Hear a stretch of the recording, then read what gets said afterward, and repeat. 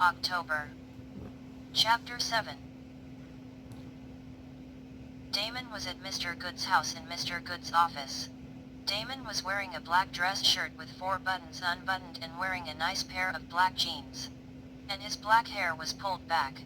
And Mr. Good looked like a surfer turned teacher. Damon smiled and said, "Well, Jessica thinks she's seeing demons now." Mr. Good said, "Oh," and laughed. Damon smiled and said, "Yes, poor Jessica, she's so confused." Damon went to Mr. Good's desk and moved his fingers along the desk, then he picked up a letter opener and then began to play with it. "So, what do you think?" asked Mr. Good nervously. Mr. Good was getting nervous sitting at his desk in his red office chair. Damon was walking towards Mr. Good. Then Damon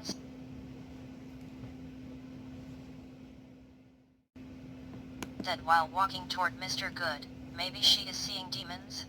"Oh, you think so?" asked Mr. Good. Mr. Good looked scared. And he was noticed that Damon was playing with his letter opener. Damon said, "So you went to see Jessica?" Mr. Good went to say something. And then Damon stabbed him right in his stomach with the letter opener. Mr. Good made a little yell. He was still in his chair with the letter opener still in him. Damon was holding the top of the letter opener. Damon was leaning over Mr. Good. Damon's eyes met Mr. Good's eyes. Damon's eyes were unusually bright red now. Damon was met more than he has ever been. Damon said, "So you think you're the one to bring the falling angels into this God-forsaken world?" Mr. Good said, "No, I didn't. I do not know what she said to you." But. Damon said, "Yeah, but what?" Mr. Good was in so much pain it was hard to form words. Then Damon went on speaking, "Do you think she could fall in love with you?" Then Damon laughed, "Or even let you touch her?" Mr. Good said in a panic, No. I never thought that." Damon said with dark red eyes, "You are still lying to me." Mr. Good said with pain in his eyes and pain in his voice, Please. Don't kill me. Please, Damon, you need me still." Damon yelled, "All I need is the truth from you and that you are sorry, Mr. Good." Then Damon smiled. Mr. Good said painfully, Yes. Damon, I am so sorry." Damon smiled again and said, "You know I should kill you?" Mr. Good looked terrified sitting down in his chair. And with Damon still holding the letter opener in Mr. Good's stomach, "I guess I do still need you for a little while?" Damon laughed again. Then ripped the letter opener out of Mr. Good's stomach. Then Damon moved away from him.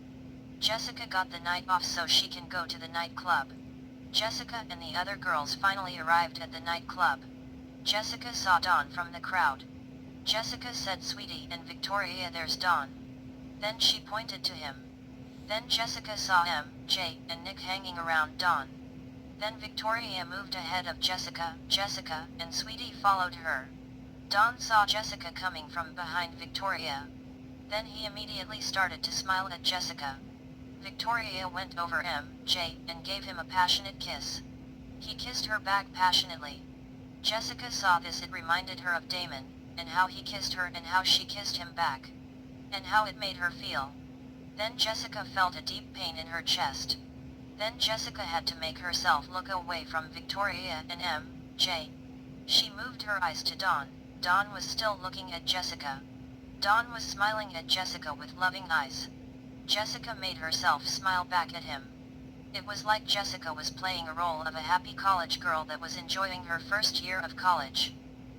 But Jessica felt like she didn't belong here in this very loud nightclub, and it felt unnatural for her to be there. But she pretended to be a normal girl in college, that was just having a good time, and was excited to be there with her friends. Jessica continued to smile and dance or do what passed for dancing. And listening to whatever Victoria was saying. Jessica thought to herself she must be talking about clothes again. And about the next big thing that was coming out. This thought made Jessica laugh. Victoria was always talking about names of designers that Jessica never heard of before, and names that Jessica could never say. Jessica was dancing with Dawn and her friends. Jessica really hated dancing, but she smiled and moved her head and feet. Dawn wasn't really moving. He was moving a little, and I mean a little. And then he said, "I didn't think I would ever like this, but it's okay." But I really like being here with you. Jessica didn't really hear him, but she pretended to understand him. She said yet. Yet. Sure, there were red eyes glaring at Jessica and Dawn. There was a figure in a dark corner. Damon was in a dark corner in the nightclub. Damon was staring at Jessica and Dawn dancing together. Damon wanted to cut out Dawn's heart. But instead, he just watched Dawn. Then Jessica looked into the crowd, then her eye caught something. Then her heart fell into her stomach. She saw a figure that looked like Damon. Then Dawn said something to her, so she looked at him. Then she looked back trying to see was it Damon. But she didn't see him there. Jessica was walking back to her dorm room with Dawn. They were laughing at each other on how the way they were dancing at the club. Dawn said, "You really can't dance, Jessica." Jessica said, "You can't either." Jessica felt that she was really having fun. She felt at ease for the first time tonight. Jessica was feeling comfortable with Dawn. It felt nice to have a friend. Then Dawn said, "I am like a 10-man dancing."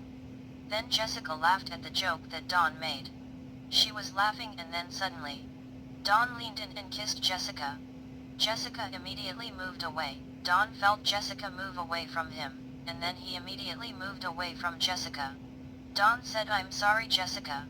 "I thought I'm sorry, Jessica." Dawn was seeing how freaked out Jessica was. He didn't know what to do. Jessica was very freaked out, so she unlocked her door.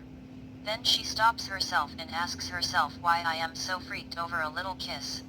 Then she opened her door and there was Damon. Damon was sitting on her bed again.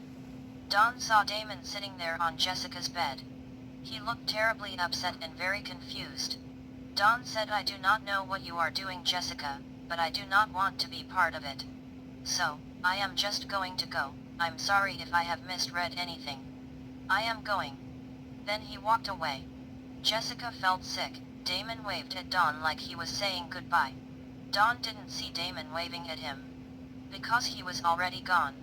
Damon was still sitting on Jessica's bed. Then he laughed. Then he said, "Hi, Jessica." Then Damon moved off her bed.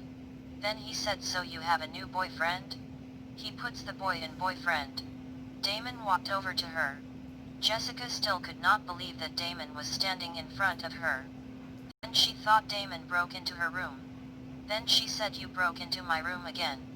Damon was awfully close to Jessica now. It was making Jessica feel uncomfortable.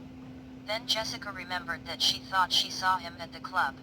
Then Jessica told herself, "He has been watching me?" Then she looked at Damon with her arms crossed, and she said, "You've been watching me, Damon?" Damon said, "I was." Then Damon gave Jessica a look like he was telling her to calm down. Then he speaks again. He said, "Of course, I have been watching you. I must protect you, Jessica. Remember, there are people trying to kill you? Because you went to the priest. Then the priest reported it. Remember, that is why you dyed your hair?" Then Jessica felt herself calm down a little. She tried to speak, but Jessica felt a sting in her throat. She cleared her throat, then said, "Well, Damon, Don's not my boyfriend." Damon looked relieved when he heard that from Jessica. Damon said, "He is not your boyfriend?" Jessica said, "No, he isn't, but I think he will be soon." Damon felt his ears turn red, and his eyes were about to go red. Jessica could see how mad Damon was getting, and it scared her. Damon did not yell or say anything. He just stood there for a moment. But it was making Jessica feel uncomfortable. She said, "Damon, I think you should leave." Damon smiled at her and said, "Do you really want me to leave?" Then he went to try to kiss her. Jessica moved her face away from Damon. Jessica said no and said again in a very calm voice, "Damon, I am sorry, but you must leave now." Damon looked like he was thinking extremely hard. Then he said, "Yes, I think I should leave you. Because you need to get some rest. You need to think about what you are going to tell that boy." Then he started to walk away. Then he looked back at Jessica with a lost puppy look on his face. Jessica had her arms crossed. But she did not feel mad. Jessica felt bad for Damon. Then Damon walks away and out of Jessica's room. Jessica tried to go to sleep that night. But she could not. Jessica kept thinking of Damon. She felt bad for Damon, so she kept on reminding herself that she hated him, but Jessica had to admit that she was in love with him. Then Jessica told herself, I am in danger because of him, or is it my fault? Then Jessica thought, if only Damon wasn't a demon, my life would be perfect. I would have friends and an older boyfriend that loved me, and everything would be perfect. Jessica got no sleep that night. Then her alarm clock went off, then she got up and turned the alarm off and reset it. Jessica was getting ready for the day. Jessica could not stop thinking about everything that has been going on. She was very worried. Then Jessica got into the shower. She felt the hot water and it instantly soothed her. Jessica loved the warm water. She could finally stop thinking about everything. Jessica didn't want to get out of the shower, but she knew that she had to though. Because she was going to be late for school, and she already missed breakfast, so Jessica got out of the shower and turned off the water. Then she got dressed amazingly fast, and put her wet hair up and then grabbed her books. 2 weeks earlier, the priest was waiting in the church. The old beautiful church was dark. The only light was the sun shining through the windows. 3 people suddenly appeared from the end of the church aisle. The priest was incredibly nervous. He wasn't sure that this was a good idea. He wasn't sure they would protect Jessica from the fallen angel that was around her. But he hoped that they would protect her and kill the fallen angel. His first meeting with them was over the phone, and it sounded like they were going to hurt Jessica. But maybe he could try to talk to them and say that Jessica is innocent and that she shouldn't be hurt or harmed. A blonde-haired girl that looked like Jessica's age went up to the priest. When she got to the priest, she speaks and said, "So, you're the priest that called?" He said, "I am, and I want to start by saying that the girl came to me for help, and we both discovered that a fallen angel was around her."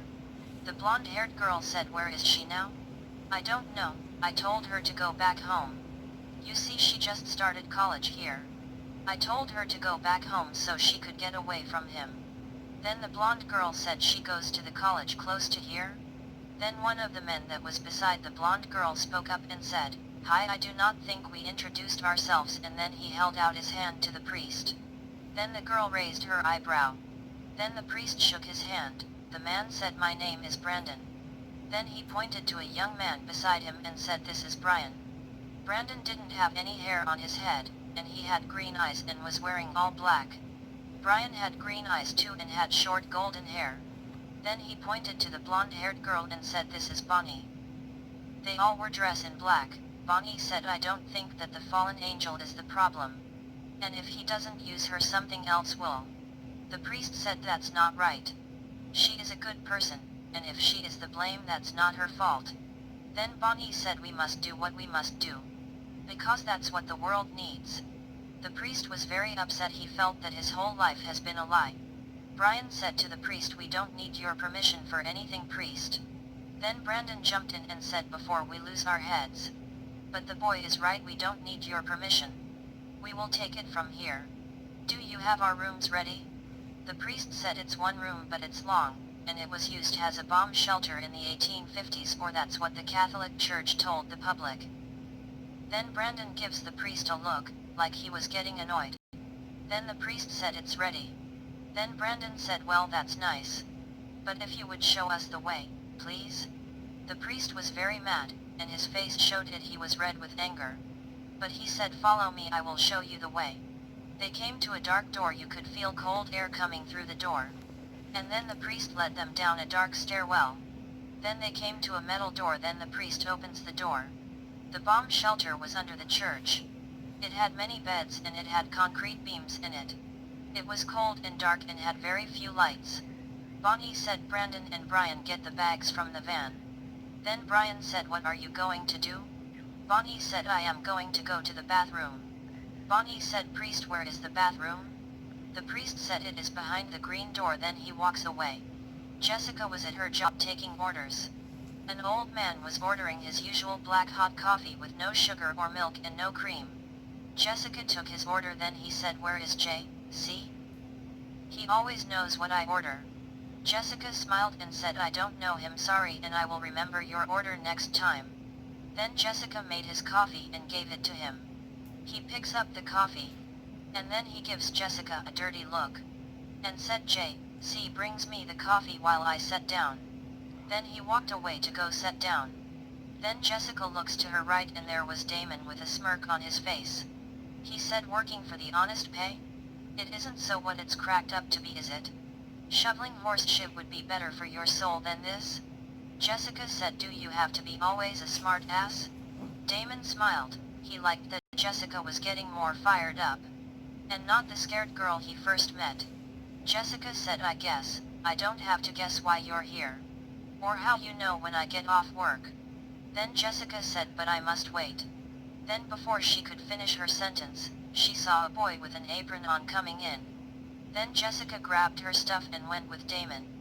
They walked together and Jessica was unusually happy, and her head wasn't racing with thoughts. And she wasn't thinking, just being. Then Damon asked, did you get to talk to Dawn yet? Damon asks her in a very nice tone. He didn't want to